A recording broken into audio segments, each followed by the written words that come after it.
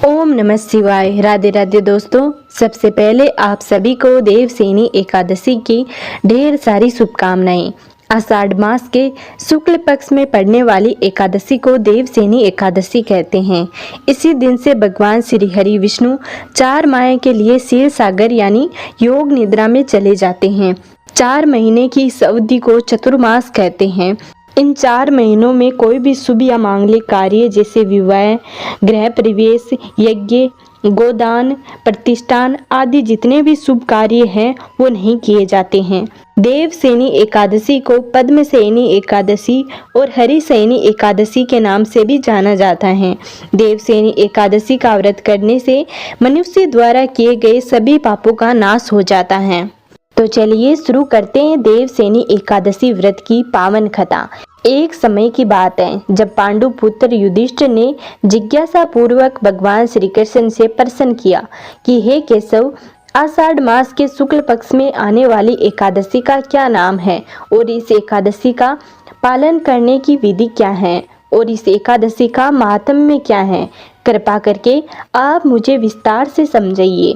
पांडु पुत्र युधिष्ठिर की बात सुनकर भगवान श्री कृष्ण बोले, हे पांडु पुत्र, मैं जो तुम्हें बताने जा रहा हूँ उसे ध्यान पूर्वक सुनो। मैं आपको एक कथा सुनाने जा रहा हूँ जो सृष्टि के रचयिता ब्रह्मा जी ने नारद मुनि को सुनाई थी। एक दिन नारद मुनि विचरण करते हुए ब्रह्मा जी के पास पहुँचे और उनसे पूछने लगे, हे पिताश्री, आषाढ़ माह के शुक्ल पक्ष में कौन सी एकादशी आती है और किस प्रकार यह जीवों का उद्धार कर सकती हैं।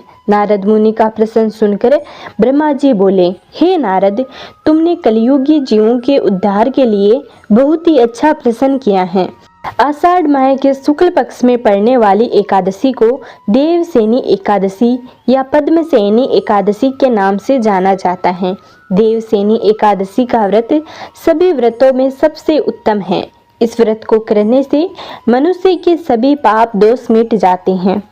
इस व्रत को करने से भगवान श्री हरि विष्णु के साथ साथ माता लक्ष्मी की असीम कृपा प्राप्त होती है। अब मैं तुम्हें एक पौराणिक कथा सुनाता हूँ, तुम मन लगाकर इस कथा को सुनो। सूर्यवंश में मद्दाता नाम का एक चक्रवर्ती राजा राज्य करता था, जो बड़ा ही सत्यवादी और महान प्रतापी था। वह अपनी प्रजा का पुत्र की भांति पालन किया करता था। उसकी सारी प्रजा धन दाने से भरपूर और सुखी जीवन जी रही थी। उसके राज्य में कभी भी अकाल नहीं पड़ता था। एक समय उस राजा के राज्य में 3 वर्ष तक वर्षा नहीं हुई और अकाल पड़ गया। प्रजा अन्न की कमी के कारण बहुत दुखी हो गई। अन्न के अभाव से राज्य में यज्ञ आदि कार्य भी बंद हो गए। एक दिन प्रजा राजा के पास जाकर कहने लगी कि हे राजा, सारी प्रजा त्राही त्राही पुकार रही है, क्योंकि समस्त विश्व की सृष्टि का कारण वर्षा है।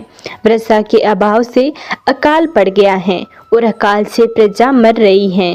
इसलिए हे राजन, कोई ऐसा उपाय बताओ जिससे प्रजा के सारे कष्ट दूर हो जाएं। राजा मद्दाता कहने लगे कि आप लोग ठीक कह रहे हैं, वर्षा से ही अन्न उत्पन्न होता है और आप लोग वर्षा न होने से बहुत दुखी हैं। मैं आप लोगों के दुखों को समझता हूँ। ऐसा कहकर राजा कुछ सेना को साथ लेकर वन की तरफ चल दिए। वह अनेक ऋषियों के आश्रम में भ्रमण करता हुआ अंत में ब्रह्मा जी के पुत्र अंगिरा ऋषि के आश्रम में पहुंचा। वहां राजा ने घोड़े से उतरकर अंगिरा ऋषि को प्रणाम किया। मुनि ने राजा को आशीर्वाद देकर उनके आश्रम में आने का कारण पूछा। तब राजा ने हाथ जोड़कर विनीत भाव से कहा कि हे भगवान, सब प्रकार से धर्म पालन करने पर भी मेरे राज्य में अकाल पड़ गया है। इससे मेरी प्रजा बहुत ही दुखी है। राजा के पापों के प्रभाव से ही प्रजा को कष्ट होता है, ऐसा शास्त्रों में कहा गया है।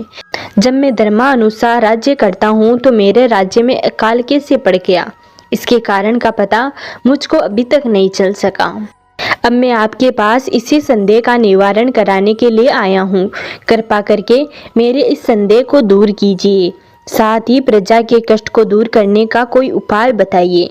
इतनी बात सुनकर ऋषि कहने लगे, हे राजन, यह सतयुग सब युगों में उत्तम है।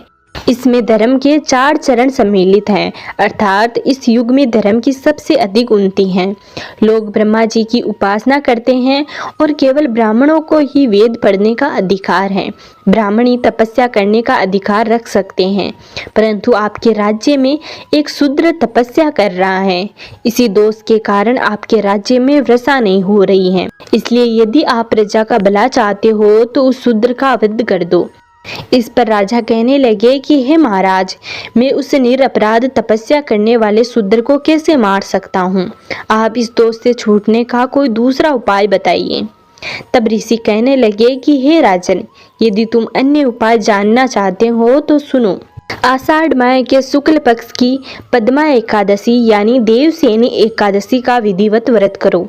व्रत के प्रभाव से तुम्हारे राज्य में वर्षा होगी और तुम्हारी प्रजा सुखपूर्वक अपना जीवन व्यतीत करेगी, क्योंकि इस एकादशी का व्रत सब सिद्धियों को देने वाला है और समस्त उपद्रवियों का नाश करने वाला है। इस एकादशी का व्रत तुम प्रजा, सेवक तथा मंत्रियों सहित करो। मुनि के इस वचन को सुनकर राजा अपने नगर को वापस आया और उसने विधिवत पद्मा एकादशी का व्रत किया।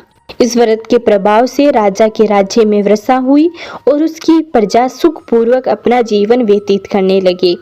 इस एकादशी का व्रत सब मनुष्यों को करना चाहिए। यह व्रत इस लोक में भोग और परलोक में मुक्ति देने वाला है। इस कथा को पढ़ने और सुनने से मनुष्य के समस्त पाप नष्ट हो जाते हैं। तो चलिए अब जानते हैं इस दिन पूजा किस प्रकार करनी चाहिए। देवसेनी एकादशी के दिन ब्रह्म मुहूर्त में उठकर स्नान आदि से निवृत्त हो जाए। उसके बाद मंदिर की साफ सफाई करे। उसके बाद में हाथ में अक्षत लेकर व्रत का संकल्प ले। इसके बाद एक चौकी पर लाल या पीला कपड़ा बिछाकर भगवान विष्णु की प्रतिमा या तस्वीर जो भी आपके पास हो उसे स्थापित करे और चारों तरफ गंगा जल से छिड़काव करे। फिर भगवान विष्णु की पूजा करे। भगवान विष्णु को पीला रंग बहुत प्रिय है, इसलिए भगवान विष्णु को पीले फूल, पीले फल आदि अर्पित करें। इसके बाद धूप दीप जलाए और कथा का वाचन करे। पूजन के बाद भगवान विष्णु और माता लक्ष्मी की आरती उतारे और विष्णु सहस्त्र नाम का पाठ करें। भगवान विष्णु का पूजन करने के बाद पीपल और केले के वृक्ष की भी पूजा करें और इस दिन अपनी क्षमता के अनुसार गरीब लोगों को और ब्राह्मणों को दान दक्षिणा दे। देवसेनी एकादशी पर भूलकर भी चावल न खाएं। धर्म ग्रंथों में देवसेनी एकादशी पर चावल का सेवन करना वर्जित माना गया है। आज के वीडियो में बस इतना ही। उम्मीद करते हैं आपको हमारे द्वारा दी गई जानकारी बेहद ही पसंद आई होगी। यदि आपने अभी तक हमारे चैनल को सब्सक्राइब नहीं किया है तो सब्सक्राइब कर लें। मिलते हैं अगले वीडियो में, तब तक नमस्कार।